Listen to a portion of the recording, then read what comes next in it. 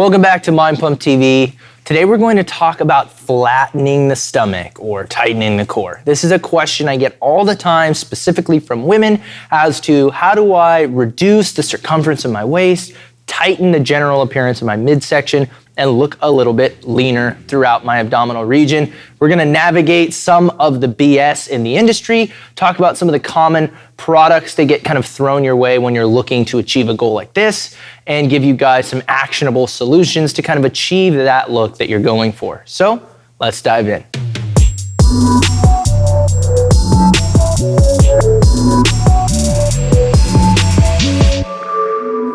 So, specific to kind of tightening the core and flattening the midsection, there is a series of products hyper-targeting women that have been on the kind of fitness product circuit for a while. Specifically, we want to talk about wraps for the midsection, whether those are, the corset style wraps, the plastic style wraps, things that promise to eliminate body fat, reduce inflammation, and kind of minimize bloating of the midsection. So a lot of those products are largely BS. And the primary thing you're getting out of that is that compression of the midsection is gonna increase localized sweating, right? They may put additives into these wraps, things like eucalyptus or menthol that again, increase localized fluid reduction. So when you take them off, you truly have this tight, dehydrated looking core, which is something that a lot of women desire. However, once you rehydrate, much of that will come back.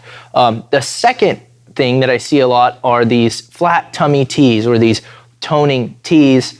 And usually what these are is they're just kind of an amalgamation of herbs and potentially appetite suppressing herbs and teas that you can, again, put in a water or hot water, have them distilled out.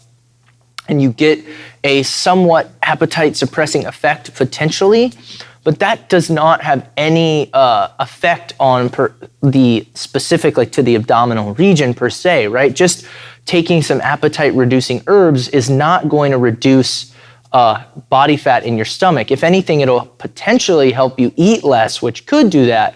But to call the product specifically like a flat tummy tea or a detox tea is a bit of a stretch, especially in today's day and age. Now, the second thing I think you really want to focus on if you're looking for midsection weight loss specifically is just get into a calorie deficit.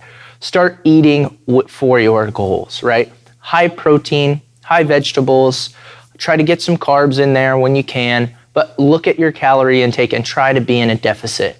That's the only surefire way to lose body fat. And again, you can't spot target it, so it's gonna come off where it comes off. But if you're metabolically healthy, you're active, you're training hard, and you're eating in a deficit, you should see some serious body compositional changes at the level of your core. So the last tip I have, and this is one I actually see a lot, specifically with the female clientele that I have worked with, is there tends to be a large variance day to day in scale weight, things like bloat, things like midsection frustration from bloat.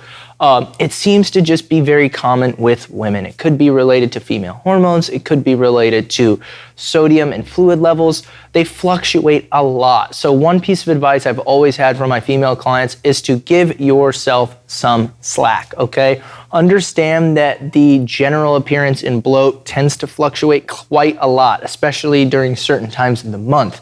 So given that, understanding that if your goal is in fact to reduce body fat in your stomach, or reduce body fat overall, it's going to be a process, right? There's going to be fluctuations from hormones and things like that along the way. So just be patient, give yourself some credit. You're probably doing everything fine, but try not to beat yourself up over the things that you can't really control.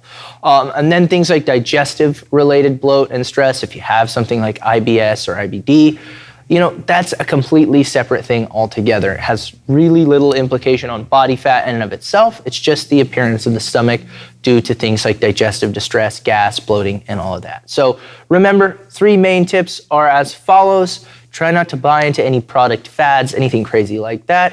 Always try to be in a caloric deficit if body fat reduction is your goal, and be patient, specifically women, when it comes to things like hormonal and digestive fluctuations, because they tend to be very common. Now, I don't want to leave you guys without any actionable tips to take into the gym. So we have curated a guide specifically for training and resistance training relative to body fat reduction and talking about specific movements you can do to develop the best core possible.